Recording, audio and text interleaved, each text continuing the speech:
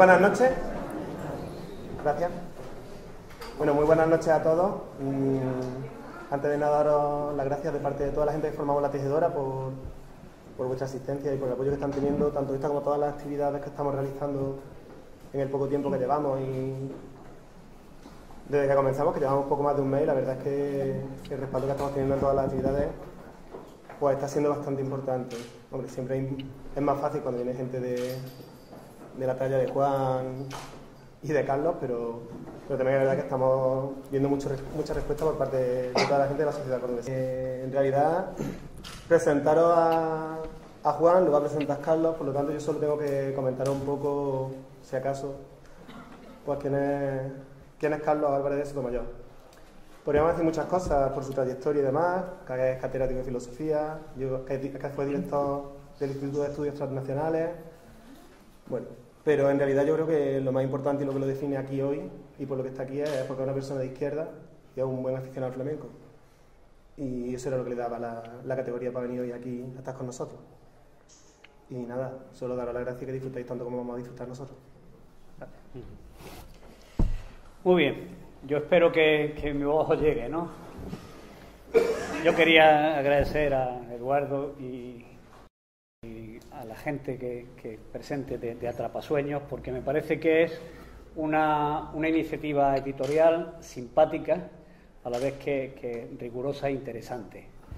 Y las gracias también, especialmente a mi amigo Luis Vegara, que luego nos va a dar una copita, y que gracias al compromiso personalísimo que tenía también con él, pues estoy aquí. Bueno, Eduardo acaba de decir que yo soy, y yo lo ratifico, que soy un hombre de izquierda y además aficionado al flamenco. Podríamos preguntarnos, pero ¿eso es verdad?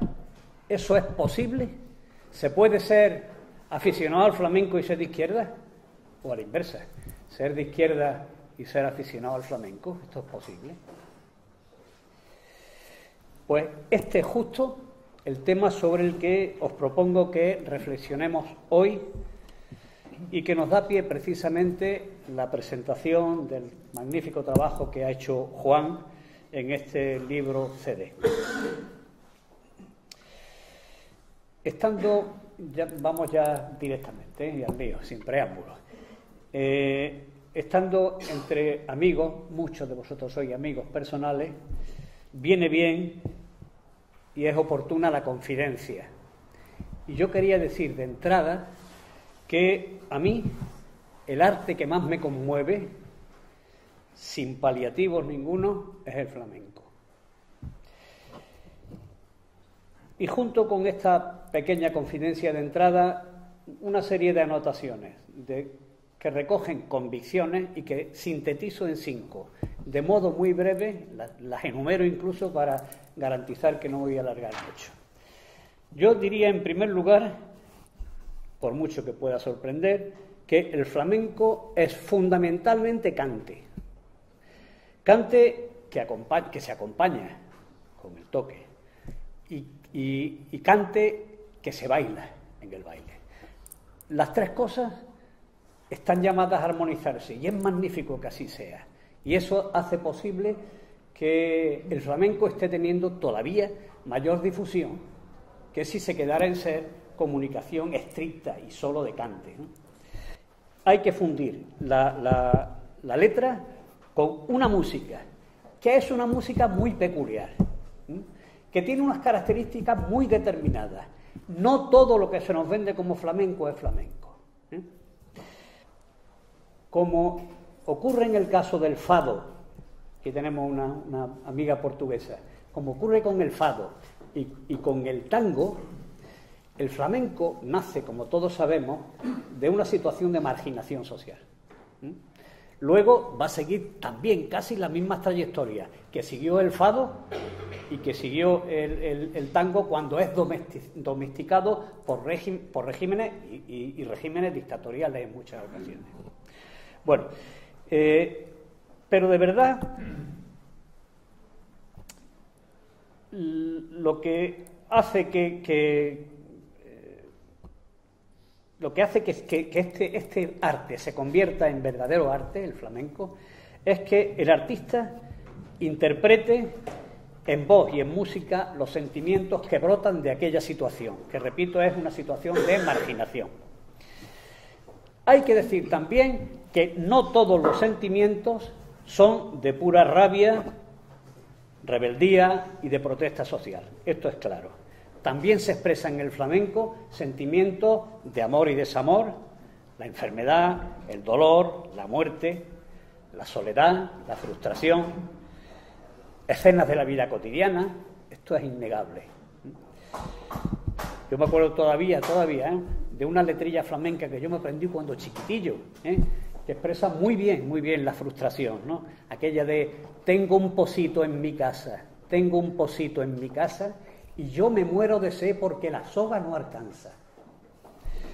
Bueno, todos estos sentimientos se recogen en el flamenco, pero sin duda había sentimientos que brotaban de esa situación de marginación y de exclusión social y que se traducían en un grito de indignación y de protesta. No podía ser esto de otro modo si tenemos en cuenta que esta situación era la vivida por buena parte de la población andaluza. Ya desde la expulsión y reclusión de los moriscos y de la persecución gitana, desde ahí la dureza de la labranza, el hambre generalizada, la vida del minero, la del bandolero huido, el caciquismo, gobiernos absolutistas que se suceden, la cárcel, la justicia desigual, eso no tiene más remedio que traducirse en cante, que es cante protesta, y que es bastante anterior al cante protesta que todos nosotros los que estamos aquí conocimos. Hay testimonios sobrados sobre esto, que el cante es una manifestación de rebeldía ante una injusticia social. Hay testimonios enormes. Basta con que echemos un vistazo, y no lo voy a mencionar a todos, a la historia social del flamenco de Grimaldo, al pensamiento político en el cante de Ortiz Nuevo y unos pocos más. Todos ellos los ha trabajado Juan antes de ofrecernos esta criatura que es su libro. Y hay un clásico que yo desde luego recomiendo a todo el mundo, que es El padre de los Machados, de Mófilo, que tiene una magnífica colección de cantes recogida, como sabéis, en servilletas de los bares, que merecen la pena, ¿no? Eso es la expresión más sublime de una poesía popular de antología. Y ahí se recogen, por ejemplo, montones de seguidillas de 3 versos. Bueno, pero ¿por qué, si brota de esta situación, no es más frecuente el que los cantes y las letras flamencas traduzcan esta rebeldía? ¿Por qué? Bueno, yo creo que hay razones que lo explican y de sobra. La censura no fue tonta. Los flamenquitos tenían como modus vivendi, o se desarrolla su modo de vivir, se desarrolla en las tertulias de los señoritos. Y a un señorito no le va a decir en su cara que es un hijo de la gran tal. Otro factor, el nacional flamenquismo. También tendremos ocasión de charlar con Juan sobre ello. La subvención institucional del flamenco o el conservadurismo social y político dominante en algunas peñas, en la mayor parte quizás, de las peñas flamencas. Todo eso son razones que justifican que este cante se haya autocensurado, peinado. Entendemos entonces expresiones como que niño, no te metas en eso, que una cosa es el flamenco y otra la política. O bien esa expresión también generalizada de que el flamenco, el cantado flamenco, se arrima siempre al sol que más calienta. No pueden aceptarse estas afirmaciones y desde luego no se puede pretender que sean generalizadas. Hay algunos testimonios señeros en la época de la República, de la Guerra Civil y del exilio. Hay cantaores que viven en pleno franquismo, el franquismo duro, y en el tardofranquismo, como Meneses, Gerena, Morente, Cabrero. Otros cantaores están hoy siguiendo la antorcha o cogiendo la antorcha de la indignación y de la protesta social, con su cante, desde una militancia de izquierdas y bien definida. Uno de ellos, poco, es Juan Pinilla. Su biografía, su libro, Voces que no callaron, y su CD son el más claro testimonio de ello. Es Juan Granaíno de Huetortájar. Allí tiene una peña con su nombre, inaudito, un hombre tan jovencito como es él, tiene ya su peña flamenca en su pueblo. Es licenciado en traducción e interpretación por la Facultad de Granada y habla, lógicamente, varios idiomas. Eso le abrió un camino fácil a que participara en una iniciativa que se montó en honor de Saramago y que se llama el Festival de las 7 Lunas y 7 Soles. De ahí arranca también una iniciativa que se llama Le Bois du Sete Sois, en portugués, que está compuesta por varios personajes, todos ellos de nacionalidades distintas, todas mediterráneas. Como embajador español está él. Luego hay un italiano, un marroquí, un croata, no sé quién más. Y un israelí. Y entonces, bueno, eso ha desfilado por infinidad de sitios. Hay acceso a muchas de sus actuaciones en YouTube. Podéis entrar y encontraréis también eso. Bueno, además de sus estudios, él pertenece a esa joven generación de flamencos que, como Estela Morente y como Marina Heredia, a las dos la hemos escuchado unas pocas de veces aquí en Córdoba, él desde muy chiquitito, a los 12 años, se asoma al mundo del flamenco y asiste ya, porque le da la gana, a las peñas, a algunos festivales, hasta que se mete en ellos, y se mete con profundidad en ellos, ¿no? La cantidad de premios en concursos lo evalúan como cantaor que domina, y bien, yo tengo que decirlo, fundamentalmente los cantes libres. Desde la malagueña, en Álora, en eso ganó premios, desde la malagueña hasta las mineras, pasando por fandangos, granainas, tarantas, etcétera. Conseguir la lámpara minera en la Unión en el 2007, tras sucesivos premios anuales previos, eso no es asunto de menor cualificación para un cantador. Nuestro amigo Luis de Córdoba presume todavía de ser lámpara minera. No quiero dejar atrás su perfil como comunicador. Él ahora mismo está trabajando en programas de radio, de televisión. En un programa local de televisión entrevistó a Julio Anguita, lo recordaban hace un momento ellos. Es conferenciante, es articulista, es profesor de cursos sobre flamenco y ha sido asesor de flamenco del Festival de Música y Danza de Granada y de la Peña de la Platería, que pasa por ser colmo, vamos. Bueno, termino diciendo que el interés intelectual que él sintió y siente por el flamenco tiene que ver con sus raíces, pero también con personas con las que se encuentra en la facultad, que le permiten la conexión con otros intelectuales y hombres y personas de la cultura relacionadas con el flamenco. Se abre a ese catálogo inmenso de libros de flamencología que, desde que se editó aquel Mundo y Formas del Cante Flamenco aquí en Córdoba con ocasión del primer concurso nacional de 1956 hasta nuestros días, y pasando por la obra aquella célebre de flamencología, Juan, de González Climent, González Climent, sí. Anselmo González Climent. De Anselmo González Climent, ¿no? Esa que es una verdadera joya también, ¿no? Todo eso se lo ha venido este hombre. Bueno, entonces aquí acaba mi rollito y yo creo que me he justificado, ¿no? Por lo menos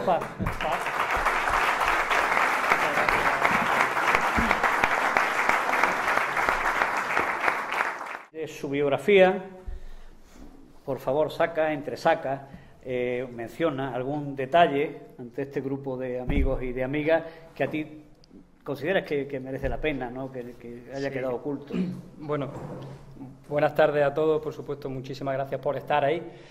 De mi biografía, de mi pequeña biografía, destacar quizás cosas que me han venido a la mente cuando te oí hablar sobre eso que pone Wikipedia, que algunas cosas pueden ser verdad, otras no se saben.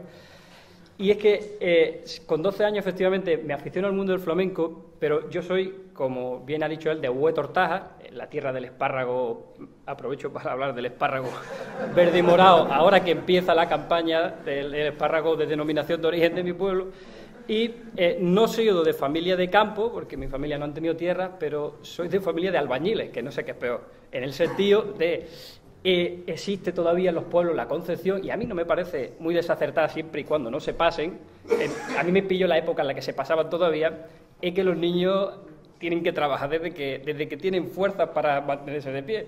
Yo recuerdo a mis compañeros venir a clase, y estoy hablando de los años finales de los 80 y del 90, venir a clase de trabajar y de cortar espárragos por la mañana, ¿eh? Y a mí me tocó la escayola y la albañilería. Desde muy pequeño me quedaba dormido en los sacos de cemento. Y mi padre canta excepcionalmente bien. Tiene una voz de falsete y una voz grave cuando quiere. Canta por fandangos que quita el sentido, de los mejores fandangueros que yo he escuchado.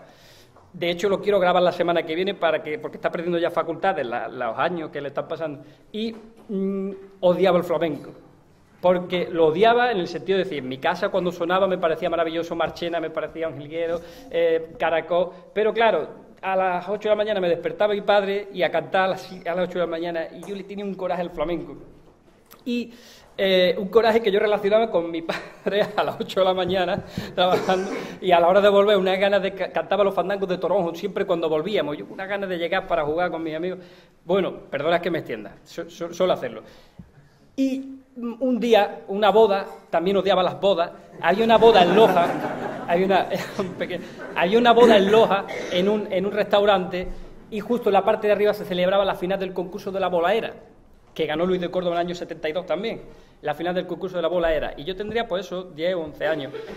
Y yo le dije a mi padre se fue a la final del concurso y mi madre y mis hermanas a la boda. Me metí con él en la bolaera, y cuando yo vi cantar por primera vez, recuerdo al Califa de aquí de Córdoba, a Julián Estrada. Julián Estrada estaba empezando todavía, sería el año 90, 91, cuando vi cantar en directo ante un jurado, echando todo lo que es la carne en el asador, y escuchaba yo a los viejos, porque de mi edad, con 10 años no había allí nadie, era el que menos me llevaba 50 años, escuchaba yo a la gente mayor hablar de eso es una solea de Triana, una solea de Alcalá, esto es una malagueña del Perote, del Mellizo. A mí aquello me revolvió las entrañas, yo dije, yo quiero saber lo que es una malagueña del Perote, lo que es una malagueña del Mellizo, y hasta aquí estoy, y hasta aquí he llegado. Desde ese día hasta aquí he llegado. Resaltarlo por algunas de las anécdotas que has comentado ahí. Muy bien. Bueno, pues entramos, si os parece, en el libro.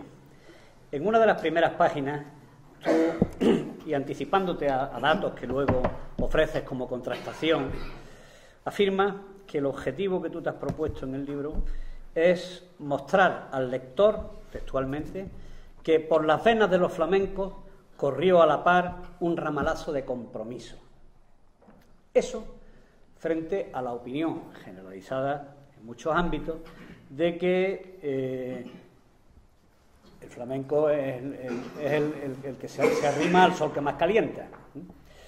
Bueno, sostienes que tiene un ramalazo de compromiso. Y haces también estas afirmaciones. El flamenco es apartidista, pero eso no significa de ninguna manera que sea apolítico. A continuación dice, el flamenco está más cerca de la acracia. Y termina, y la acracia, evidentemente, está más cerca de la izquierda que de la derecha, autoritaria, ¿no? Sí. A mí me gustaría que, como son frases un poco gruesas, que tú las explicitaras un poco, ¿no? Sí, bueno, efectivamente, es decir, yo pretendía escribir o agrupar todas las ideas de lo poco que se había escrito en torno a esto, basándome en... Sabemos que la historia, hay dos tipos de historia, la que está contada por los que han tenido voz y la de los que no tienen voz. En este caso, en torno al flamenco, se había contado por parte de los que tienen voz, por parte de todo ese entorno, ese aparato folclórico, ahora sí me gusta, porque sí se puede emplear la palabra folclórico, que giraba en torno al franquismo y que se apropia de una parte del flamenco y que eso es lo que exporta y eso es lo que vende. Y por eso todavía nos llega hoy y algunas personas tienen la concepción del flamenco, de la época franquista, el flamenco. Pero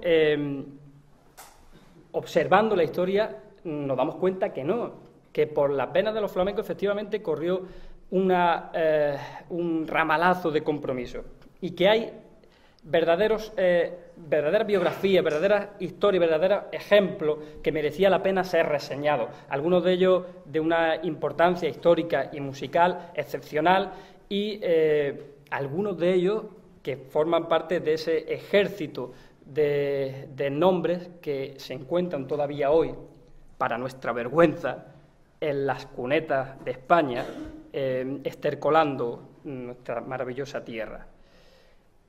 El flamenco, hay muchos nombres de cantaores, de palmeros, que entonces era la guerra civil pilló cuando la época de la ópera flamenca, que estaban las grandes compañías, hay muchos nombres de ellos que perdieron la vida en la contienda, que formaron parte de la mayoría, tomaron parte por la República, hubo nombres, algunos contados, que combatieron en el bando nacional, pero la mayoría se posicionan prácticamente todos a favor de la República y graban. Me estoy yendo no quiero irme del guión, que me estaba preguntando. No que era, por cierto... Eso, de que había afirmaciones como que sí. No significa... el que sea partidista no es apolítico. Me he acordado de Juan José Tellez, un gran periodista al que yo sigo y leo. Él dice que él aprendió periodismo, en la piñeta de Lucky Luke, de aquella gran imprenta del Far West que atacaban los forajidos y cuyo lema era independiente siempre, imparcial nunca, efectivamente. El mundo del flamenco, y ha citado el libro de Ortiz Nuevo, que es la ideología política en las coplas flamencas, las reivindicaciones históricas de esas coplas, desde que tenemos uso de razón de que existe el flamenco, finales siglo XVIII, las reivindicaciones históricas de las coplas flamencas, por supuesto, están muchísimo más cerca de los postulados marxistas, de los postulados de la izquierda, que de los postulados totalitaristas.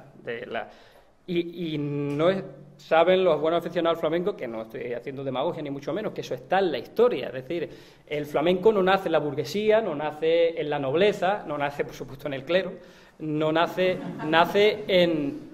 del pueblo, nace de la clase trabajadora, nace de los mineros, nace de los arrieros, nace de la gente que está trabajando, se cuenta hasta de los jabegotes, de la gente de es decir, viene del mundo del currelo, como decía Enrique Morente en una entrevista también que le hicimos. Y por supuesto, de una gente un pueblo como el andaluz, y resuelto lo del andaluz, para acabar ya por una vez con esa polémica estériles de que si gitano, que si castellano, no señora. Flamenco cantan únicamente los andaluces, sean gitanos, sean castellanos, sean de la mezcla de toda esa amalgama de pueblos que pasaron por aquí. No cantan flamenco ni los gitanos, ni los payos de Francia, ni los gitanos, ni los payos de... Es decir, esa música se creó aquí como consecuencia de toda esa amalgama de pueblos y culturas que pasaron por Andalucía. Y un pueblo históricamente avasallado, Pueblo que había sufrido, pues imagínense, los que conozcan historia, todo lo que sufrió el pueblo andaluz. Y un pueblo que cantaba y contaba sus penas. Salvador Tábora decía, y ahora con respecto a la censura, que las coplas efectivamente no escapaban a la censura, pero el dolor que es el cante flamenco en sí, que duele, tiene que doler para salir, el dolor, eso no lo podían censurar. Y eso le ocurría a estos cantadores de tiempos inmemoriales, los que a través de letras, poesía popular, que es en definitiva la poesía en la que han hundido las raíces la mayoría de nuestros poetas más insignes, a través de esa poesía sin autor, llegaron a crear verdaderos lamentos, verdaderos gritos de rebeldía en tiempos en los que era muy difícil abrir la boca. Te has referido un poco de pasada a incluso pronunciamientos explícitos en letras a favor de la República. Sí. Pero también en tu libro aparece testimonios muy concretos de gente que en plena Guerra Civil Española y en el exilio se pronuncian en este sentido. Es decir, que son gente comprometida políticamente. ¿Te importaría recordarnos algunos de esos? Sí, por supuesto. Además hay casos? uno que es especialmente interesante, que es el Curruco de Algeciras. El Curruco de Algeciras, un grandísimo creador de fandangos, de los fandangos más personales que se han creado a lo largo de la historia del flamenco, una musicalidad impresionante, tomó parte por la República, grabó una serie de fandangos republicanos muy conocidos, que después grabaron otros de sus congéneres y que los han reproducido después los cantadores de las posteriores generaciones. Y, sin embargo, cuando el avance nacional por Algeciras, a él lo detienen, tiene que echar mano de un amigo suyo, no recuerdo bien ahora si era médico, y el amigo, esto es una investigación de Juan Rondón, su biógrafo, y el amigo, pues consigue que no lo encarcelen, no tenía delitos de sangre, pero fíjense las cosas, el cantador republicano por antonomasia, que es el Curruco de los más conocidos, entre otros pocos, tiene que combatir luego en el bando nacional. Y muere en el frente, hasta hace poco se creía que en el de Teruel, pero muere en la batalla del Ebro por fuego republicano. Muere por fuego republicano. Y es especialmente curioso porque en el bando republicano se habían cantado, se habían escuchado, se habían vendido muchísimos de sus discos, de sus letras leales a la República. Por ejemplo, hay un grito de libertad, dio Galán y García Hernández, un grito de libertad. Tembló el trono y la corona, y con valor hizo triunfar la República Española. Se puede decir más alto, pero no más claro. Yo creo que es más contundente imposible. Muchas gracias. Y junto al Curruco de Algeciras, la Niña de los Peines, la famosísima Niña de los Peines, incluso Caracol, que aunque nos duela a los que nos gusta Caracol, pero cuentan, yo no creo, por las investigaciones, no creo que él formara parte de esa cuadrilla de falangistas que obligaron a Antonio Mairena a cantar el Cara al Sol, que eso sí lo contó Antonio Mairena, no llegó nunca a decir que Caracol, pero alguna gente ha dicho que sí, que Caracol estaba ahí. Eso yo no me lo creo, pero sí parece ser que es verdad que delante de Franco se arrodilló su excelencia y le pidió por favor que le dejara, no sé si era abrir canastero o algo. Es decir, incluso Caracol tomó parte por la República. Y posteriormente, en la Guerra Civil, a mí me gustaría reseñar el Chato de Valencia. El Chato de Valencia fue un cantador republicano que además tenía mucha gracia y componía las letras él mismo, y sí le atacaba al clero, la atacaba fuerte. También le atacó al federalismo, fíjense las cosas, los que se lo cargaron a lo mejor. También atacó por colombiana al federalismo, es decir, un hombre que tenía su visión de la República y no le gustaba el federalismo, desde luego. Pero era un republicano convencido y atacaba a las clases pudientes. Pues al Chato de Valencia lo detienen en una gira en Badajoz y se decía hasta ahora que había muerto fusilado por los franquistas, por el bando nacional, pero parece ser que, según cuentan algunos historiadores, que yo creo, muere de un infarto de miocardio cuando le dicen que lo van a fusilar. Y el Chato de Valencia está en una fosa común, al igual que Chaconcito, un grandísimo cantaor, imitador del maestro Antonio Chacón, que murió en la batalla de Madrid y que está enterrado no sabemos dónde. Posteriormente, pues ya en la época casi ya terminando la Guerra Civil, el exilio, Angelillo es uno de los más fuertes. En el bando nacional, que yo recuerde ahora, a Antonio el Chaqueta le tocó también combatir en el bando nacional. Hay muy poco, hay apenas 2 o 3 nombres, la mayoría todos estaban con la República. A mí me parece sugestivo el testimonio del que tú presentas aquí de Juan Valderrama. Sí. Que, bueno, Juan Valderrama ha pasado por un desprestigio generalizado en muchos sentidos. Sin embargo, llegas incluso a decir que cumplió en los momentos más duritos del franquismo duro como la labor del Schindler, que fue capaz de recoger a gente. ¿Por qué no? Sí. Nos Bueno, cuenta un poco? es un caso enigmático también y que me gustó considerarlo. Juanito Valderrama, como sabemos, él estaba, creo, afiliado a la CNT y le tocó participar en la Guerra Civil, por edad es lógico. De hecho, uno de mis tíos abuelos lo recuerdan cantando en Marto a los batallones republicanos, ya era un joven cantador Valderrama, creo que nació en el 16, en el año 16, si no me equivoco. Entonces, por tanto, estaba jovencillo en la Guerra Civil. Y Valderrama, una vez que termina la contienda, él no sufre represalias y es de los primeros que puede rehacer su compañía y comenzar a trabajar. Juanito Valderrama, que ha sido también uno de los que, bueno, se le tildó de cercano al régimen, de hecho se sabe que cantó para Franco, y de hecho conoce la anécdota tan conocida del emigrante, en la que Franco le pide que repita otra vez la canción, y Valderrama, cuenta Antonio Burgos, decía: este hombre se quiere enterar de verdad de lo que va esto y me va a fusilar aquí ahora mismo. Palabras textuales lo cuenta de esa forma. Y Valderrama, sí es verdad que es decir, eso lo sentía, porque él cuenta cuando iba pues por ejemplo, a Orán, o cuando iba a Tánger y se encontraba allí con los exiliados, que lloraban, que lo abrazaban, que le decían: yo estuve en tu batallón, yo estuve en tal. Es decir, y a raíz de esos emigrantes fue cuando escribió esta canción.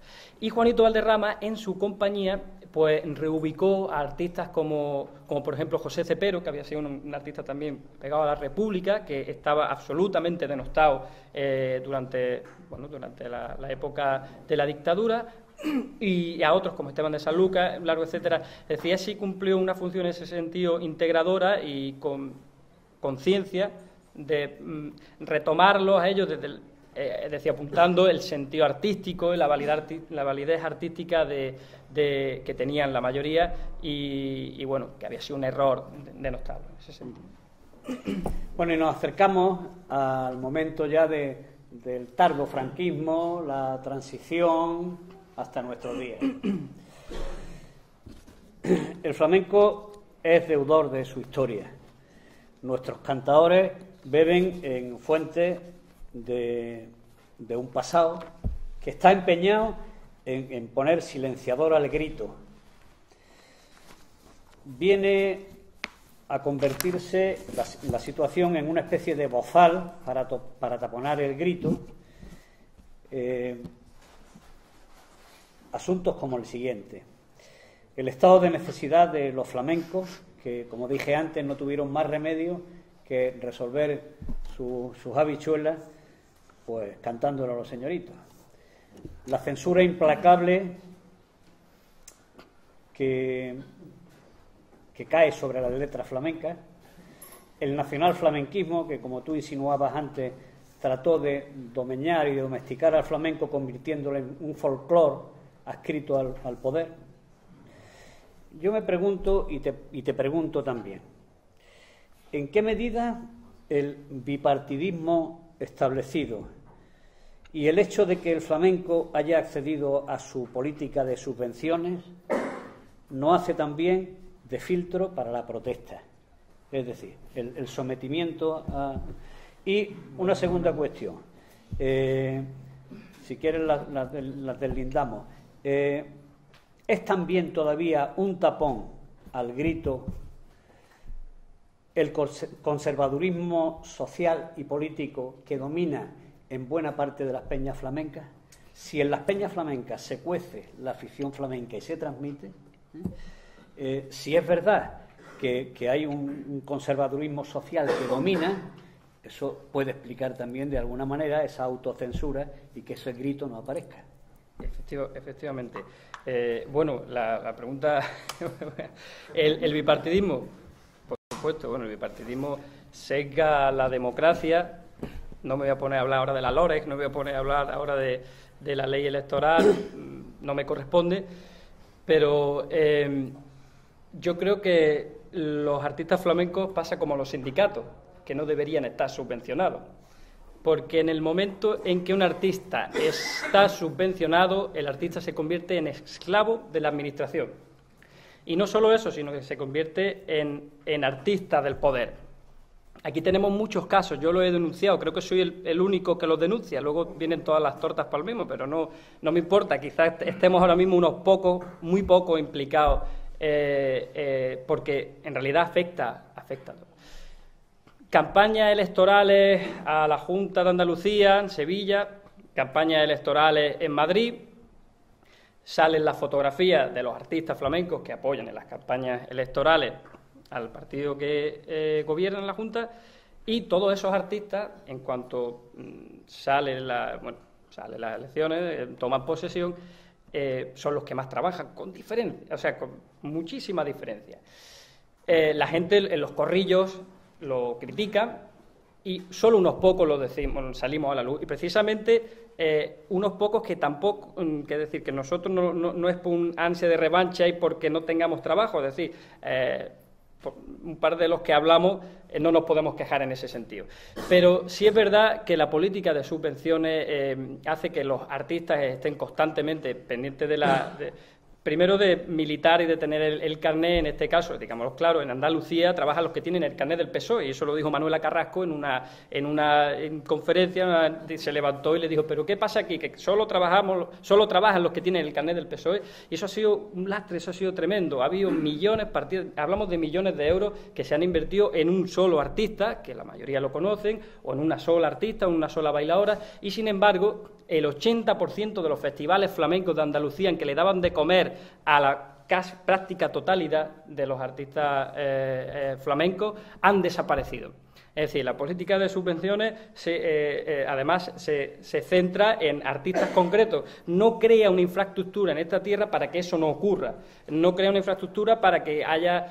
ahora sí se están dando algunos pasos, pero después de muchas presiones. Se está llevando a la universidad, se están creando el flamenco en la universidad, el flamenco en las aulas, pero en general existe una lucha desde los años 70, los años 80, por esa politización del flamenco, ¿no? Por esa utilización como política del flamenco. El flamenco como arte no está al servicio de ningún partido, ni debe estar, ni de ninguna ideología. Ahora, otra cosa es los artistas, la implicación política de cada persona, que es algo que también vengo a criticar al final en el libro. Al final, las conclusiones a las que llego en el libro son trágicas para mí. Es decir, analizo la implicación política de los artistas flamencos hasta ahora, pero llegamos ahora y apartando a José Domínguez Muñoz, apartando a Manuel Gerena, a Paco Moyano, que ahora hablaremos de él también, de Alhama de Granada, y a Meneses, que Meneses ya renegó, además públicamente reniega de su idea actualmente, pero su papel en la transición es incuestionable. Nos encontramos con que apenas si hay conatos de protesta y apenas se cuentan o se contesta desde el cante, desde la posición. Y ahora me acuerdo de Saramago, cuando decía, es decir, la literatura está por encima de esto, pero yo como persona, yo no me puedo apartar, es decir, yo como artista no me puedo apartar de lo que soy yo como persona, de mi compromiso social y ético. Y eso es lamentable que no exista ahora mismo en el flamenco. ¿Y coincides conmigo en que otro factor que puede explicar el que el flamenco haya estado un poco domesticado es que, como se fragua en buena medida en las peñas, y en las peñas hay, entiendo yo, una especie de talante fundamentalmente conservador entre la gente que las compone y tal, ¿tú consideras que eso puede ser un dato que explique también el que que el flamenco no sea protesta. Puede ser. El problema es que cuando se va a las peñas flamencas, yo soy peñero, es decir, yo formo parte de la Peña de la Platería, tengo esta peña en mi pueblo, en Montefrío otra, es decir, pero los cantadores saben que ahí tienen que ir a cantar por derecho. Ahí tienen que ir a cantar por soleá, ahí tienen que ir a cantar por seguirilla, que en un momento, sí, por supuesto, puede influir. Es verdad que el mundo de las peñas flamencas en general necesita un debate profundo, una reorganización, una reestructuración, necesitaría que entrara aire fresco, aire nuevo, eso sí es verdad. Y el problema es que hay poca, no hay mucha base donde podamos echar mano, y por eso está tan encorsetado y tan enclosado en eso. De acuerdo. Bueno, yo, para terminar ya con el tema con tu libro, antes de que hablemos un poquito de tu cante, sí, y que nos cantes, yo canto. Te pediría que hicieras alguna observación sobre lo que estabas casi ya insinuando, sobre la implicación ética y política de los artistas flamencos actuales. Bueno, pues los casos más recientes que están vivos, por supuesto. El Cabrero es ahora mismo, digamos, la referencia en ese sentido, porque, bueno, la mayoría de los aficionados y muchos de ustedes, incluso no aficionados al flamenco, conocen al Cabrero. Hay gente que no es aficionada al flamenco y es aficionada al Cabrero. Sus letras dan mucho que hablar, sus letras son profundamente rebeldes, contestatarias, siempre con el poder, con la burguesía, con el clero. El Cabrero en ese sentido no tiene ni ha tenido nunca pelos en la lengua. Ahora mismo hay 3 nombres fundamentales para mí, que son José, muerto ya por supuesto, Antonio Gades, que estoy hablando del cante, pero no me quiero olvidar de Antonio Gades. Quizás, y hablando de los niveles en los que estaba Antonio, la persona más coherente que ha tenido el arte y la izquierda ha sido Antonio Gades. Huelga recordar que se le iba a atribuir el premio Príncipe de Asturias y él dijo que él no creía en la corona, una corona impuesta, etcétera, etcétera, y que por lo tanto él no recogía. Hay muchas personas del mundo, incluso muy próximas al Partido Comunista, que esas posturas no la entienden. Es decir, yo mismo y a Marco Ana le tengo un especial cariño y un especial interés. Cuando se promovió su premio Príncipe de Asturias no lo entendí. Es decir, yo intento ser lo máximo coherente con mis ideas. Antonio Gades lo rechazó. Mario Maya, que nació aquí en Córdoba, aunque granaíno, su madre era la Rana del Sacromonte, una bailadora. Mario Maya también tuvo muchísimo que ver con la protesta a través del baile flamenco. Y llegamos a Paco Moyano, granaíno, y a Manuel Gerena, los que sin duda sufren más cárceles. En el caso de Gerena, creo que fueron, no sé si 600 y pico veces las que estuvo en las 72 horas obligatorias, y Paco Moyano, que a la par de cárcel, que estuvo años en la cárcel, recibe tortura, es torturado y es vejado. Paco Moyano ha sido sin duda el que más, él lo dice de esta manera, él dice que fue el cantador que más hostias democráticas se llevó, porque se la llevó toda. Militaba en el PCR, el Partido Comunista Reconstituido, y bueno, la policía tenía una ficha con una serie de... Y Paco Moyano, en aquellos años, se atrevía a cantar, estamos hablando del año 72, 73, un sillón tendrá en el cielo aquel que en un Jueves Santo mandó matar a mi abuelo. Su abuelo era carabinero en el puerto de Málaga, leal a la República, y cuando Arias Navarro entró por allí, pues bueno... Paco cantaba cosas como esa y tenía un poema que se llamaba Militante, que era la militancia comunista, que dice, cuando por entonces, los rosales que mi patio tiene, rocío a rocío floreciendo están, si la noche asesina una rosa, al alba se abren un puñado más. Y además lo cantaba por campanilleros, para meterle todavía más la cuestión. Y no me gustaría olvidarme tampoco de Luis Marín. Luis Marín ha sido un gran descubrimiento para mí, yo no lo conocía. Era un cantador rondeño que fallece atropellado en la transición. Él cantaba, ahora les voy a cantar una cosa suya, un poema que le hizo Grimau. Él cantaba, bueno, era próximo al Partido Comunista y cantaba en todos los actos, los mítines, la clandestinidad. Estamos hablando del año de la clandestinidad. Y es atropellado en extrañas circunstancias, lo mismo que el Piqui, otro cantador granadino, que se atreve a grabar. Yo no sé por qué los de la Plaza Los Toritos tienen que ser de Domecq cuando no había quien se metiera con Domecq en aquella época, hoy tampoco, pero en aquella época menos. Y también fallece atropellado en Madrid, en la carretera de Barajas, en el caso de Luis Marín, el de Ronda, en el mismo Paseo de la Castellana. Bien, para no enrollarme más. Paco Moyano, Manuel Gerena, que decía cuando llegará el día en que la tortilla vuelva a ser popular, que los pobres coman bien y los ricos coman mierda, y cosas por el estilo, o lo que yo he grabado aquí suyo que dice, es una cartagenera que dice, tengo que cantarla para acordarme, a ver. Dice: si eres patrón de esta tierra, vergüenza debe de darte. Si eres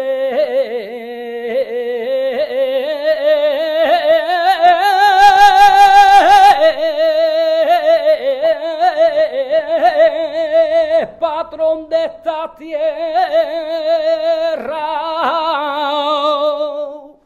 tener tan alta la hierba y el pueblo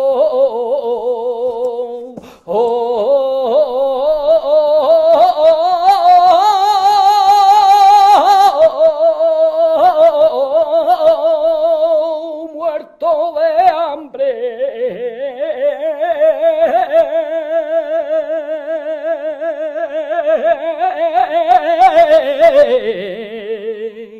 O la corta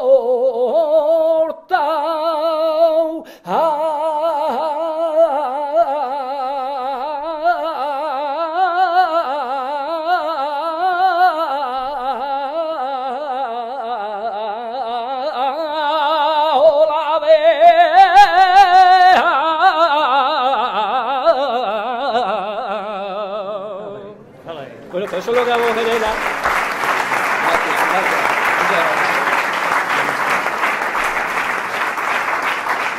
Muchas gracias.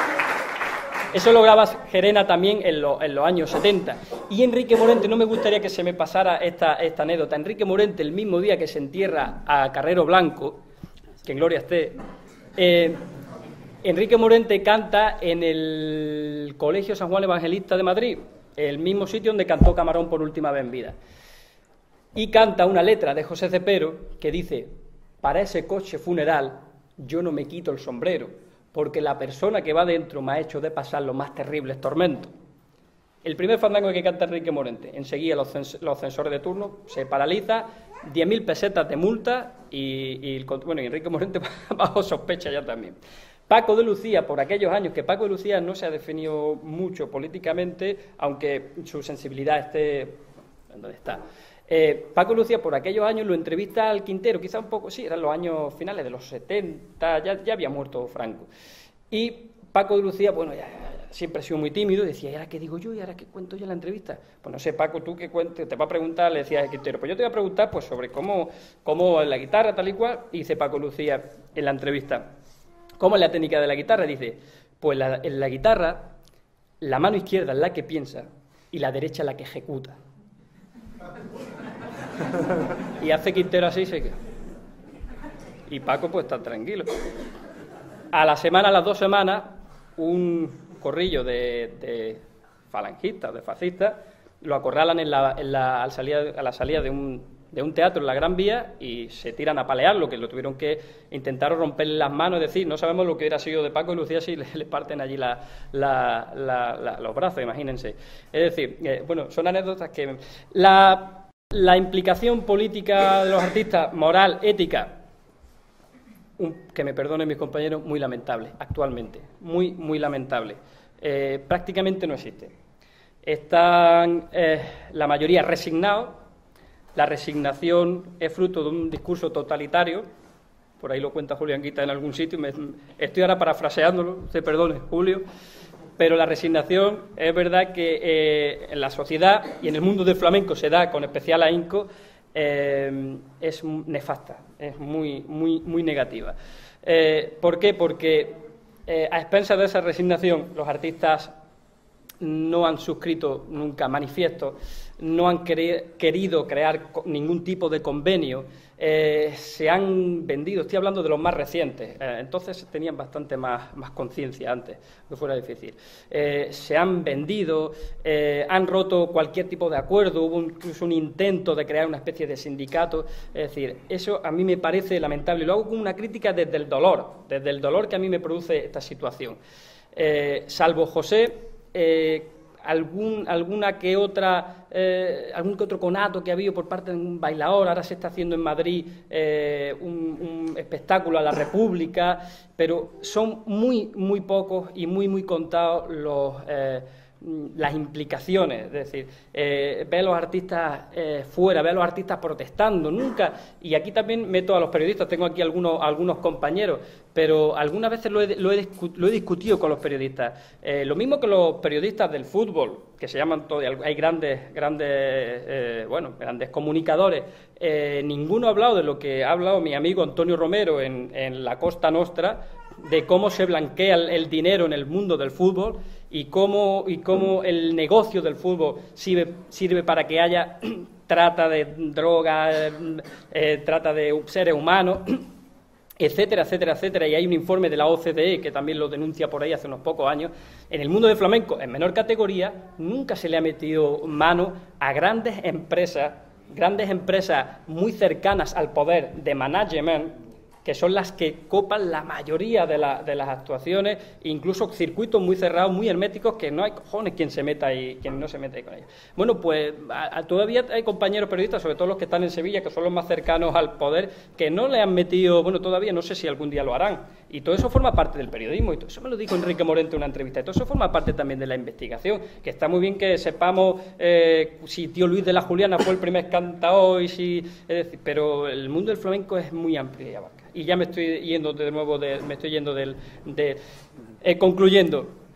En la actualidad, aunque hay casos poquitos, pero hay casos excepcionales, y hay, por supuesto, personas que honradamente se han ganado la vida y bueno, ellos solo entienden de su trabajo y del flamenco, pero yo sí echo en falta, y más ahora más que nunca, implicación en los artistas flamencos, implicación ya no solo política, sino social, ética, moral.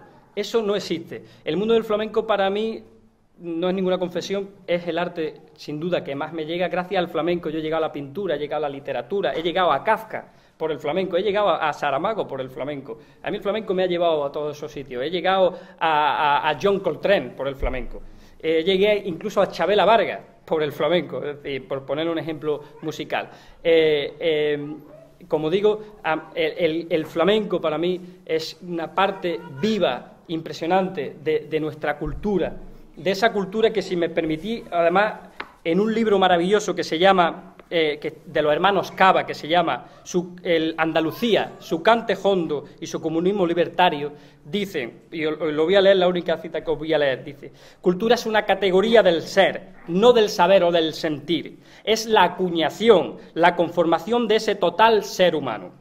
Aspirar a la cultura significa buscar con clamoroso fervor una efectiva participación e intervención con todo cuanto en la naturaleza y en la historia es esencial al mundo y no mera existencia y modalidad contingente.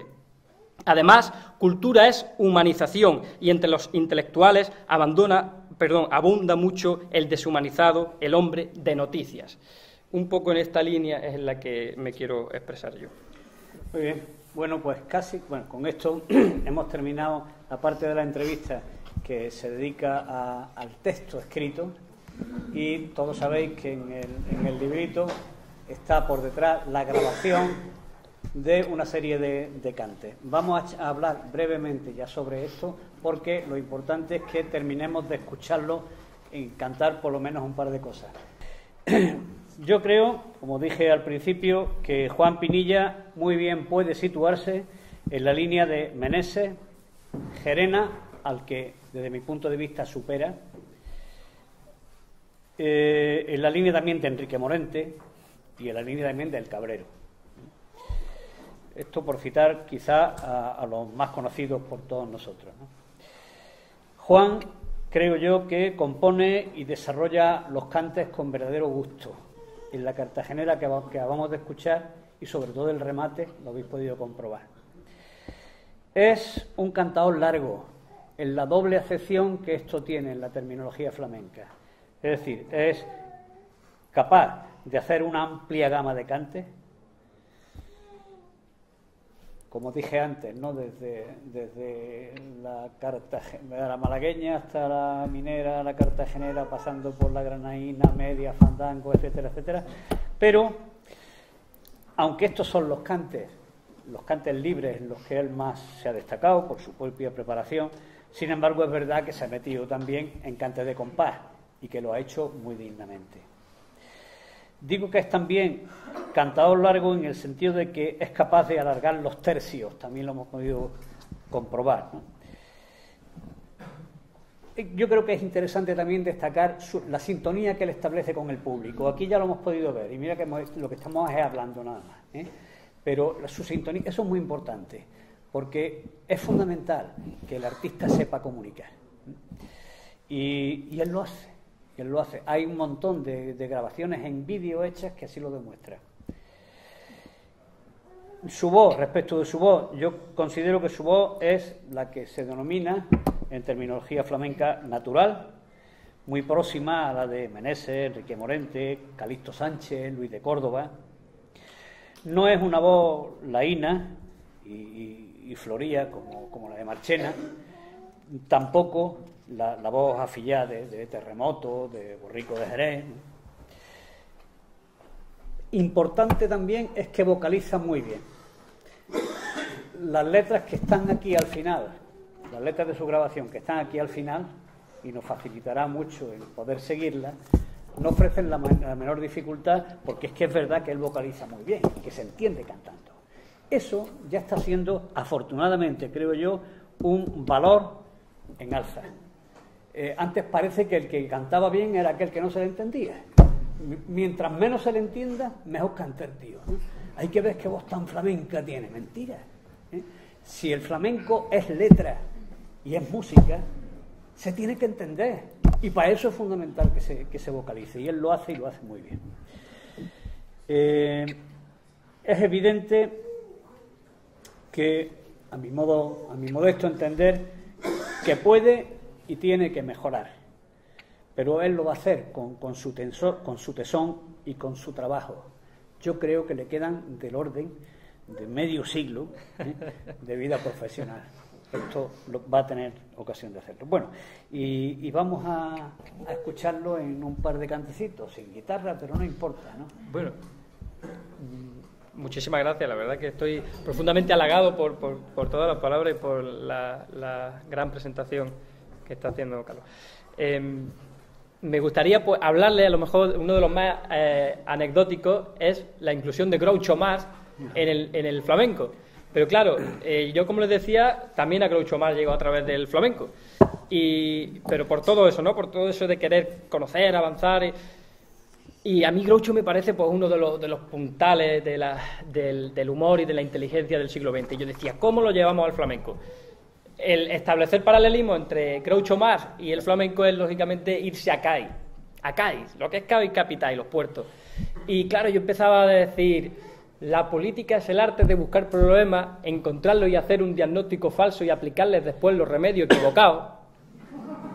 Disculpar si les llamo caballeros, pero es que no les conozco. Estos son mis principios, si no les gustan tengo otros. O encuentro en la televisión un medio muy educativo, siempre que alguien la enciende me voy y me leo un buen libro. Nunca olvido una cara, la de usted se me va a olvidar. Estoy leyendo para hacer interesante a los demás. Citarme siempre diciendo que a mí me han citado mal y el matrimonio del divorcio es la causa principal. ¿A ustedes eso no les suena a tanguillo?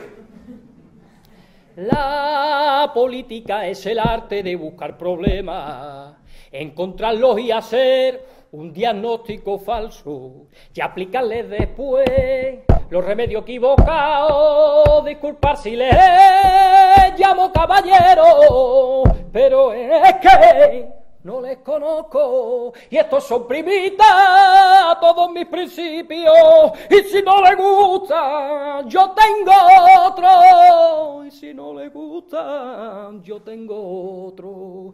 nunca olvido una cara, la de usted se me va a olvidar. Y estoy bebiendo pa' ser interesante a los demás, cítame siempre diciendo que a mí me han citado mal. El matrimonio del divorcio es la causa principal, y es mejor estar callado, aunque parezcas tonto, que no abrir la boca y quitar la duda a todo. Encuentro la televisión un medio muy educativo, siempre que alguien la enciende me voy y me leo un buen libro, siempre que alguien la enciende me voy corriendo y me leo un buen libro. ¡Qué genialidad! Este Groucho Marx, 30 años después de muerto, sigue creciendo su arte, que dicen que su tumba ha puesto. Disculpe que no me levante.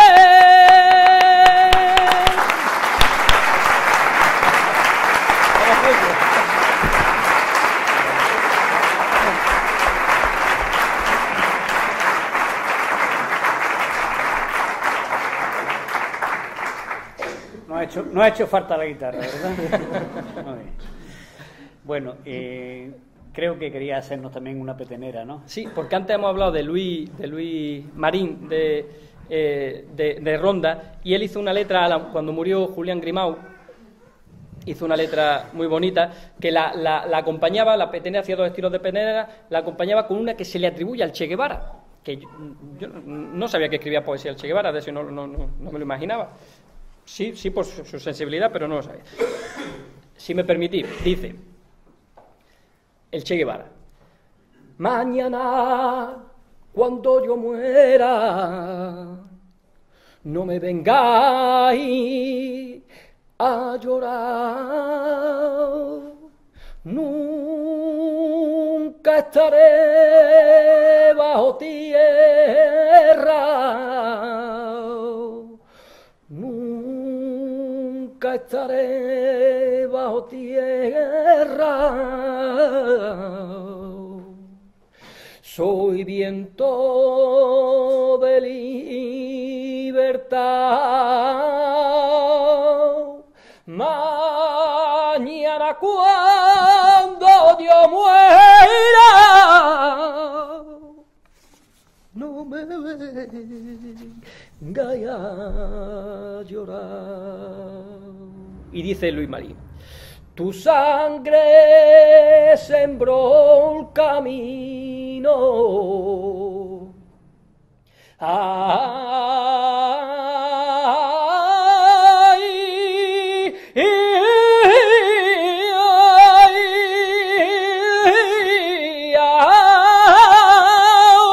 Tu sangre sembró el camino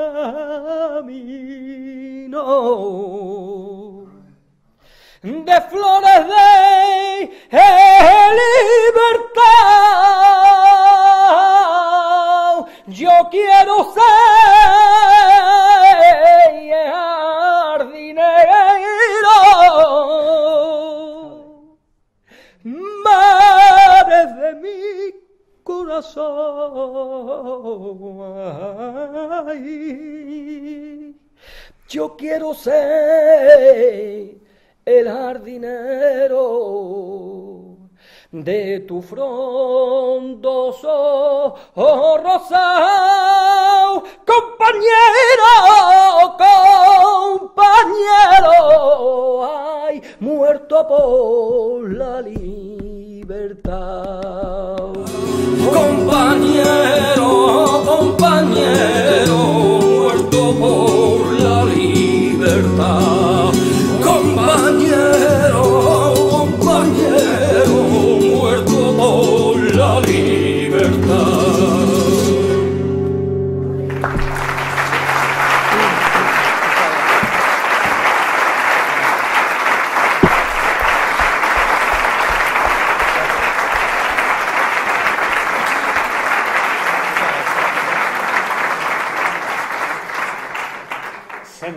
Sentía la primera y valiente y con gusto la segunda. Es original el remate, que ya lo habéis visto, ¿no? Cómo lo hace, y que en la grabación se hace con un pequeño coro, y resulta bonito.